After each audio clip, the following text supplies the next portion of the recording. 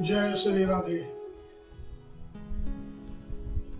साधु ऐसा चाहिए जैसा सूप स्वभाव, सार सार को गह रहे थोथा दे उड़ाए। ये दोहा है, आप लोगों ने बहुत सुना होगा, लेकिन इसका असली अर्थ शायद आपको मालूम न हो। जिसको मालूम है बहुत अच्छी बात है, और जिनको मालूम नहीं है वो इस पर ध्यान दे और उसको सुने और समझने की कोशिश करे। मेरा तो यही उद्देश्य रहता है। कोई चीज ऐसी हो जो आप लोगों की समझ में नहीं आई हो, शायद मेरे बताने के अनुसार वो आपकी समझ में आ जाए। इस दोहे का अर्थ जरा ध्यान से और सुने। देखिए, इस अर्थ को सुनने के लिए और समझने के लिए इसमें एक काम तो आपको करना है। वो काम आपको कौन सा करना है? भाई, जो मेरा काम है उसको मैं कर लूंगा, जो तुम्हारा काम है उसको तुम करिए। इसलिए मेरे प्रेमी प्यारे मित्रों, भक्तों, भाइयों, बहनों, मेरा जो ये चैनल है आचार्य बाबा नेकपाल के नाम से है, इस चैनल को सब्सक्राइब जरूर करें और सब्सक्राइब करने के बाद हमें अच्छा लगे तो लाइक कर दें और आगे को भी बढ़ा दें। आप तो सुन ही रहे हो, आप तो समझ ही रहे हो सकता है कि आपके द्वारा शेयर करने से कोई दूसरा भी इसको सुन लेगा तो भी अच्छा है। मेरी बात जहां तक पहुंचेगी, ज्यादा तक लोगों तक पहुंचेगी, उतना ही ज्यादा अच्छा लगेगा, मेरे को भी अच्छा लगेगा। ठीक है, तो ये ध्यान रखना, चैनल को सब्सक्राइब जरूर करना। ज्यादा करना कुछ नहीं होता इस समय, केवल एक सब्सक्राइब बटन है, उसको दबाना है। खैर चलिए, वो आपका काम है, मेरा काम है, वो मैं आपको बताता हूँ। इस दोहे को आपको समझाना है, वो समझेंगे। देखिए, एक आदमी, जून का महीना था, गर्मियों का, और वो बेचारा रास्ते में पैदल चल रहा था। उसको अपने गंतव्य पर जाना था। तेज घाम के कारण, धूप के कारण, गर्मी के कारण उसको रास्ते में प्यास लगी। तो जब प्यास लगी, रास्ते में चल रहा था, तो उसको रास्ते में कोई पानी का साधन नहीं मिला। तो क्या देखता है कि आगे चल के उसको एक आदमी मिल गया और उस आदमी से उसने कहा कि भाई, मेरे को प्यास लग रही है, आप मेरे को पानी बताओ। पानी अगर मिले तो मेरी जान बचे, पानी नहीं मिलेगा तो मैं बच नहीं सकता। बहुत तेज प्यास लगी हुई है, गर्मी पड़ रही है और मुझे अपने आगे तक और भी मेरे को जाना है। इतनी सुनते ही उस आदमी ने क्या कहा, यार आप कैसे आदमी हो, कैसे कमाल के आदमी हो, आप बिल्कुल मूर्ख लगते हो मेरे को। वो बेचारा बोला, आपको मूर्ख क्यों लगता हूँ? क्योंकि मैं तेरे से पानी की बात करता हूँ, मुझे पानी चाहिए, मुझे प्यास लग रही है, यही मेरी मूर्खता है क्या? बोले, हाथ से बड़ी और क्या मूर्खता होगी? अरे कहाँ पानी को खोज रहा है यार, पानी तो तेरे अंदर ही बहुत भरा पड़ा है। आप जानते नहीं हो, इस शरीर का जब ये बना था तो शरीर में 5 तत्वों के द्वारा बना है। चित जल पावर गगन समीरा, इसके अंदर पानी बहुत है। जब इसके अंदर पानी भरा हुआ है तो तू पानी को क्यों पूछ रहा है, कहां पूछ रहा है? यार अपने अंदर वाले पानी को देख ले, अंदर वाले पानी को पी ले। तो वो बिना वजह चक्कर में कहा कि पानी कहां मिलेगा, पानी कहां मिलेगा? यार भाई, तो तेरे अंदर भरा पड़ा है। वो बेचारा प्यास आदमी था, वो कहने लगा, भाई ये मजाक मेरे को तेरा अच्छा नहीं लग रहा यार, मुझे पानी चाहिए। अगर तू मेरे को पानी नहीं बताएगा, नहीं पिलाएगा तो फिर मेरे तो प्राण ही निकल जाएंगे। तो मुझे इन बातों से क्या जरूरत है? अंदर क्या है, तेरे भीतर क्या है, मेरे भीतर को छोड़, मुझे प्यास लगी हुई है, मुझे पानी पिला दे। लेकिन बार बार वो यही कहने लगा। क्यों कहने लगा? कि वह एक ज्ञानी था। कौन था? ज्ञानी। ज्ञान की बातें करता है। उससे बेचारे से बात हो ही रही थी, पीछे एक आदमी और आया जो अपने साइकिल से चल रहा था, तो उस बेचारे की साइकिल में से हवा निकल गई। अब वो दोनों आदमियों को देख करके रास्ता में चलते हुए जिसकी हवा निकली, साइकिल वाले ने उससे भी पूछने लगा कि भाई, मेरे को तो हवा भरवानी है साइकिल में, यार कोई दुकान है हवा की, आगे कहां मिलेगी यार, बता दे। तो जो जवाब उसने प्यासे वाले को दिया कि पानी तो तेरे अंदर ही बहुत है, वही जवाब बेचारे उस साइकिल वाले को दे दिया हवा निकली को। वो कह रहे यार कैसा आदमी तो मूर्ख है यार, हवा हवा हवा हवा तो तेरा शरीर के अंदर ही बहुत भरी पड़ी है। अरे वो शरीर की हवा से अपना काम कर लेना, क्योंकि शरीर के अंदर 5 तत्व है जिसमें बताते हैं जल भी है, पृथ्वी है, आकाश है, अग्नि है, वायु है। अरे हवा तो तेरे अंदर भरी है यार, उससे चला ले काम। वो बेचारा सुन करके बोला यार कोई मूर्ख आदमी है, ऐसे क्यों मुड़ मारो, तो उसको मूर्ख समझ करके साइकिल वाला तो आगे निकल गया। वो बेचारा प्यास से घबराया हुआ था तो बेचारा नीचे बैठ गया, उसमें प्यास की वजह से चला नहीं गया। सोचो, ध्यान करो, दोहा में क्या कहा, साधु ऐसा चाहिए जैसा सूप सुभाए, सार सार को कह रहे तोता दे हो रहा है।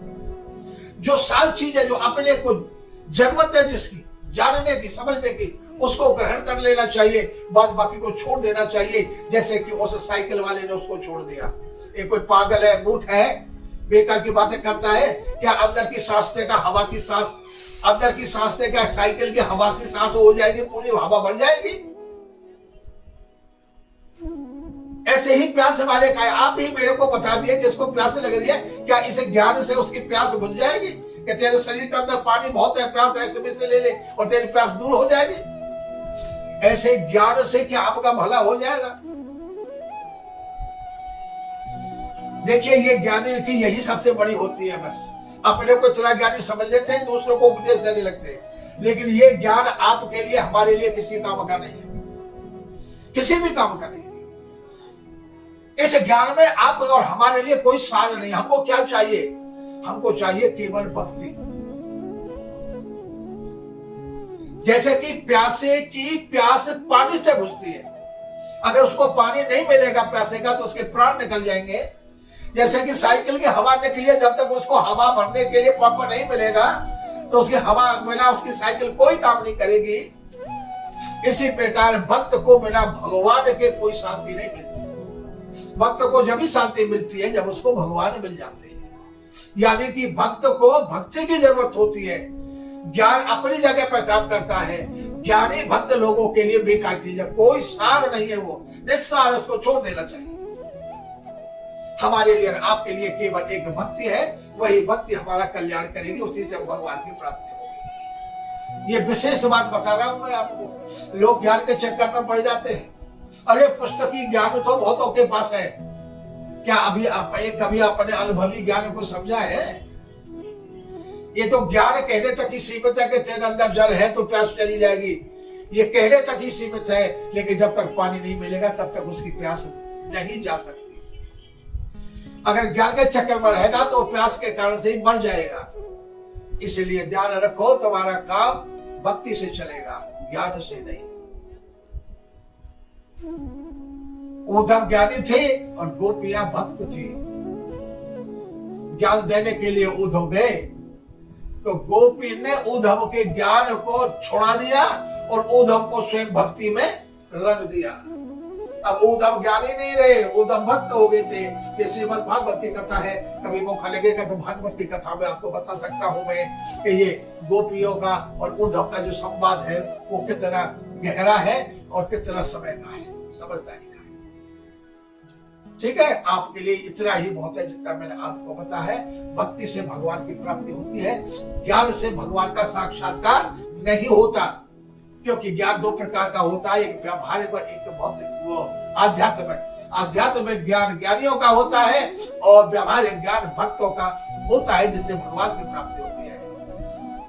आध्यात्मिक ज्ञान में भगवान का केवल अनुभव करता है और व्यावहारिक ज्ञान से यानी भक्ति से भगवान का साक्षात करता है। इसलिए गोपियां भगवान के लिए बड़े बड़े यानी कि छटपट देती थी। ब्रज का ही भजन है एक, अरे सोने है गोकुल नगरिया, आजा आजा समरिया, सोने है गोकुल नगरिया, आजा आजा समरिया, वृंदावन के तुम हो राजा, भक्तों को अब दरस दिखा जा, आके बजा जा मुरलिया। क्या अरे आके बजा जा मुरलिया, आजा आजा सिमरिया, सोनी है गोकुल नगरिया, आजा आजा सिमरिया। अगली कली, अरे ऐसी प्रीत लगी मनमोहन, तेरे बिनु में हो गई जोगन, अब सुनी घर और है ये नगरिया, आजा आजा समरिया, सोनी है गोकुल नगरिया, आजा आजा समरिया। अगली कली और सुनिए, अरे इस नगरी में सब ब्रज नारी, एक समरिया बाके बिहारी, अरे तुमको ढूंढे है सारी गुजरिया, आजा आजा समरिया, सुनी है गोकुल नगरिया, आजा आजा समरिया। बरसाने में रसक दुलारे, बाल बाल के प्राणन प्यारे, अरे सखिया देखे डगरिया, अरे सखिया देखे डगरिया, आजा आजा समरिया, सोनी है गोकुल नगरिया, आजा आजा समरिया, आजा आजा समरिया मेरे, आजा समरिया, आजा समरिया मेरे, आजा समरिया, सुनी है गोकुल नगरिया, आजा आजा समरिया, सुनी है गोकुल नगरिया, आजा आजा समरिया। बोलो बाके बिहारी लाल की, राधा रानी की जय। वीडियो आपको अच्छा लगा हो तो फिर कह रहा हूं सब्सक्राइब करिए। यहाँ कोई ढोल बाजे तमाकू मेरे पास नहीं है कुछ भी, ठीक है ना, मन में आ जाती है जैसे मेरे बाप प्रकट होते आपके सामने आ जाते हैं। ठीक है, चैनल को सब्सक्राइब करिए, शेयर करिए, लाइक करिए, ये आपका काम है। फिर आऊंगा ऐसा ही वीडियो लेकर के। जय श्री राम।